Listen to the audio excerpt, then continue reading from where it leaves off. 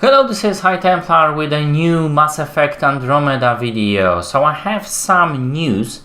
There was recently on the official Mass Effect YouTube channel two movies published, and some of them contain some information. I wanted to watch this and basically tell you what I think about it. I will also add some additional info that we learned before, even as far as N7 but I haven't been able to comment on that, or at least I don't remember I did. So let's have a look at the official gameplay series part 1, Combat. And I will comment as we go. So as you can see, it seems a lot fast-paced and Welcome to the Mass Effect Andromeda gameplay series. Yeah. In Mass Effect Andromeda, you are the Pathfinder, the ultimate adventurer in a vast, unexplored galaxy on a mission to find a new home for humanity. Can you make it somewhere tropical? Nice, warm ocean, summer year-round? Our first video will take a look at weapons and skills. Andromeda's action is built around fluid, fast-paced, third-person combat. Our combat offers amazing freedom of movement with the use of a jump jet that allows you to jump, evade, and even hover while you're fighting. So I wanted to comment on that firstly. This is something that makes Mass Effect Andromeda a lot closer to some of the shooters that we've seen in the recent years, and a lot further from the original Mass Effect series. I mean, when I was playing Mass Effect 1 to 3, I didn't really feel like I was playing a shooter because, well, firstly, aiming was not as much as a priority, and secondly, timing was not as much of a priority. Your targets didn't move that fast, you didn't move that fast, you couldn't really do evasions.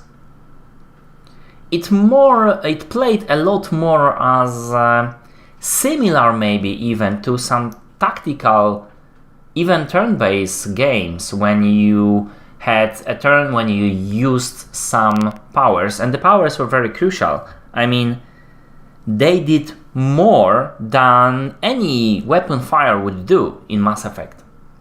Or if you use them correctly, they did that. Now, from what I can see in this clip and from what narrator tells me, it seems that they are moving away from that and more into the shooter. And this is the same what Fallout 4 did. Am I really happy about it? I have to say no, because I liked Mass Effect for being like a part shooter, but not really. I mean, you didn't have to be quick reflexes, and you just have to position your guys and choose appropriate skills and stuff like that. Of course, there are people that played it differently, and but you can see that there is a lot of movement on the screen right now, and this is one of the changes that will be very, very visible and possibly will make game a lot more fun to most people. For me, we'll have to see. So let's continue and comment further. You'll also notice a new dynamic cover system that allows you to seamlessly use almost anything, including your own vehicle, for cover. Well, there was a approach the battle in a way that suits your gameplay style. There was a cover system before, Look at our weapons. just not as good. In Mass Effect Andromeda, there are 4 categories of guns: pistols, shotguns, and sniper and assault rifles, plus a range of melee weapons for up-close combat. All guns are available. So, interestingly, they are actually giving us more advanced melee weapons, and this is amazing. This is something I really wanted to see in Mass Effect, and we will see that. Because, yeah, previously that was pretty much only Omnitool. So, it will be cool to see some swords and similar, even though it is science fiction game with all the shields and armors. It makes sense, as long as those melee weapons would be, good enough. And yeah, let's just see further, and you will see another change that I will focus on for a moment. Available to every player. There are no class restrictions. So if you decide you want to try something new, it's as easy as switching your loadout. So you will be able to basically access every weapon no matter what class you are, because there aren't really no more classes in Mass Effect anymore, not in Andromeda. And you will see that also in skills, and I will also talk about that. So you have access to any weapon, and classes will just give you bonuses to some things. Like, for example, maybe a soldier will give you a bonus to assault rifles on something like that. But that's pretty much it. You will be able to use any weapon as any class, so you could be using sniper rifle as sentinel or anything else. And that is pretty cool idea. That is moving the character more from what we had in Mass Effect series before to more what we have in Skyrim and Fallout 4. You pick your skills, you pick your weapons, and you can just pick what buffs you will get for these weapons and for the skills. And this is something cool, although not everybody like it. It will give you an opportunity to switch in between different playstyles in one playthrough, right? And it will give you more flexibility to play this game, and I like that very much. Guns and gear in Andromeda fall into 3 technology types based on where the tech comes from. Milky Way weapons typically use physical projectile ammunition that's similar to the types of weapons you might be familiar with from our original games, with some advancements, of course. These are high-impact projectile-based guns. They're great against most non-shielded targets, but require you to keep an eye on your ammo. Remnant weapons typically use beams, have a high rate of fire, and are extremely accurate. They use the overheat system and don't rely on ammo, so you'll never run out of ammo, but you'll have to wait for your gun to cool down from time to time. So this is basically, this is pretty funny, because this is exactly what we've been having in like Mass Effect 1, when you had infinite ammo but your gun was overheating.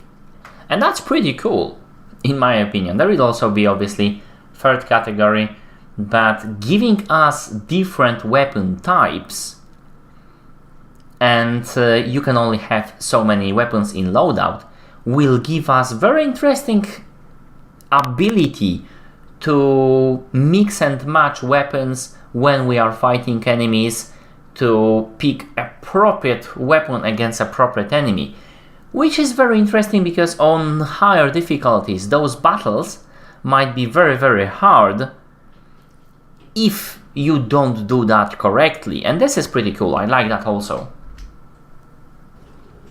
Helios weapons are technology from civilizations that live in the Helios cluster of Andromeda.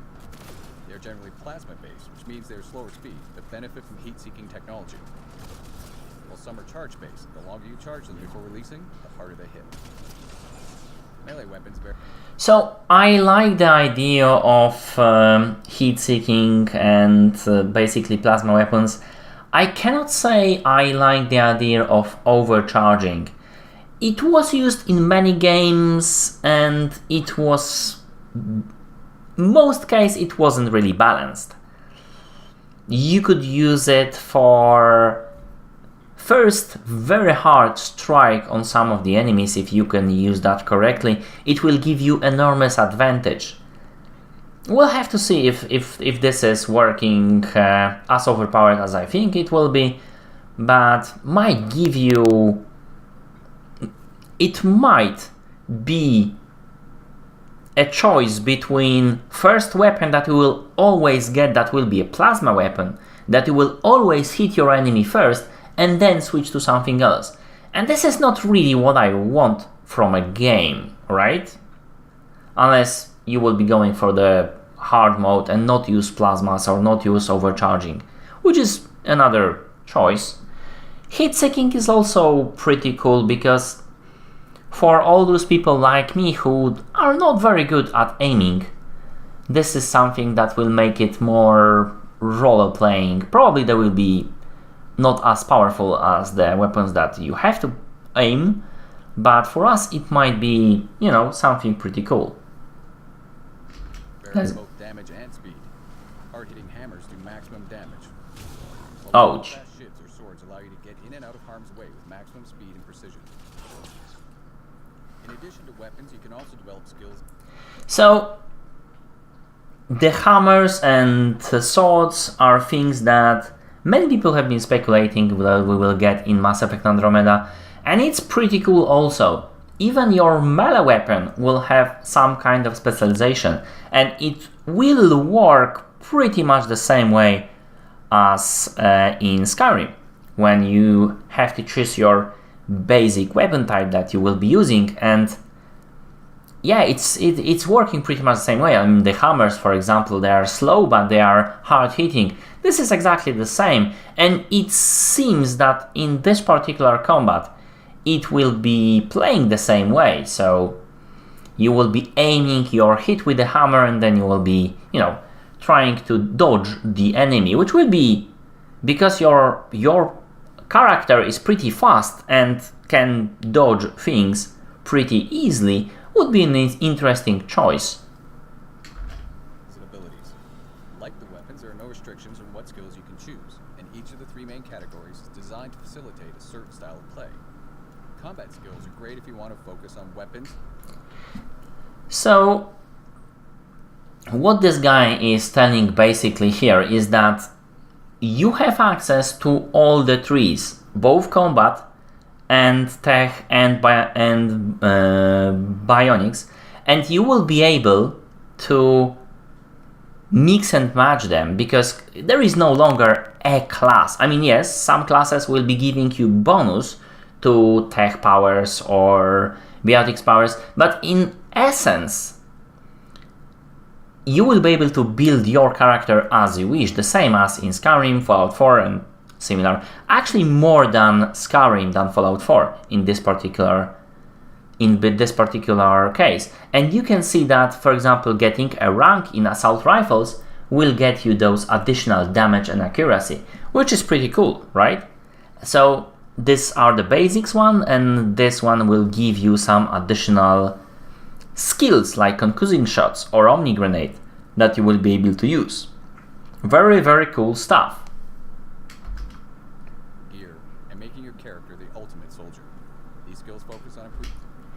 And another thing, when you will be ranking up your single skill, basically, you will have choices from rank 4. You will get either to regeneration or to some combustibles, either to extra holder or heavy lifting, those kind of choices. This is pretty cool also. This is something we've seen before, right? But it is pretty cool to see how this will working. Also, you can see that fitness is, as in previous title, a must get. I mean, plus 20 to max health, plus 20% to max health is a lot, and this gives additional shielding and so on and so forth. So yeah, you absolutely have to get it, right? Improving weapon damage and accuracy, as well as giving you the ability to use flat cannons, grenades, trip mines, and more. Tech skills allow you to equip your Pathfinder with more experimental weapons. So the same as in basic combat, when you could focus on shotgun and you could focus on assault rifle. Here you have a single skill that will give your offensive tech power weapons, additional damage, and this is plus 13%, so this is a lot. And we know some of those. Assault turret overload, we know that already. Tactical cloak, yes, you can pick it on any character. You can pick it for any character, and it's pretty cool. Weaponry, or focus on strategic improvements for you and your squad. Cryo beam and flamethrower give you more offensive punch, while skills like invasion or energy drain weaken your opponents and make them easier to take down. Want a little extra help? Deploy your own assault turret. Last but not least, biotics. By controlling... So yeah, biotics, again, offensive biotics gives you a lot more. A barrier would probably be something you absolutely have to pick. Singularity, I can see this guy is loving Singularity. I liked it, but not as much as some. So yeah, you can basically pick any character, and if you are picking like Sentinel or anyone whose class is focused to biotics, you will just get like additional 20%. That's all. That's pretty much all. In Dark Energy, your Pathfinder can harness the power of mass and gravity. Biotic skills like pull and throw allow you to literally control the battlefield, using your enemies as a shield or even a weapon. That was pretty cool. Things like Annihilation Shield or Singularity can disrupt and damage anything or anyone. No, yeah, Singularity, yeah. Each skill can be upgraded to become increasingly more devastating and effective. Each also has choices to make when upgrading, offering you more ways to customize your playstyle. Now that we have the basics down, let's put this into action. In this case, our Pathfinder is equipped with a sniper rifle and a shotgun, and they've got their 3 powers selected. You'll notice that different enemies each behave in unique ways. Some will keep... It's cool that you actually had temperature just before displayed on a screen. So 39 degrees, each behave in unique ways. getting up to 50, and then you had hazard level heat hazard. This is something very cool. So you will have your environment will be damaging to you, and this is more cool for me than any weapon they will choose here. It will be more of survival game than before, and I love it. Some will keep their distance and try to snipe us. Others will charge right in and try to flush us out of cover. Sticky grenades is an advanced version of the Omni Grenade combat skill. They're effective against just about anything, but they have a limited supply. Enemies each have different strengths and weaknesses. For most, headshots inflict maximum damage, but you'll need to pay attention to their health bars.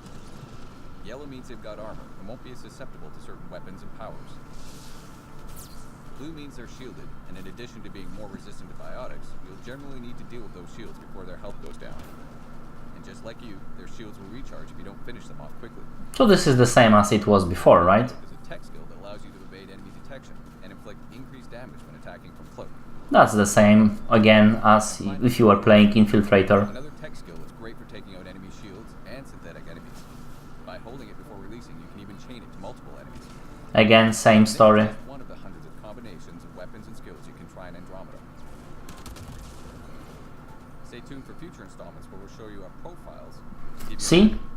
For example, for Explorer, you are getting some additional stuff, and just rank 4 bonus is giving you some weapon damage and damage resistance, and this is all. So Explorer is your jack of all trades, right? And different Pathfinder classes will give you some bonus to, like Adept will give you only 2 bionics, or Engineer only for tech, or Soldier only for combat, right?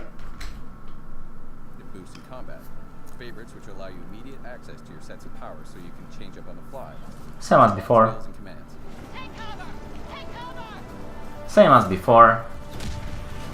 Although it looks pretty cool, I must admit. A lot cooler. And a lot more fast paced. Actually, combat looks really fun. We will have to see if this lives up to all those trailers.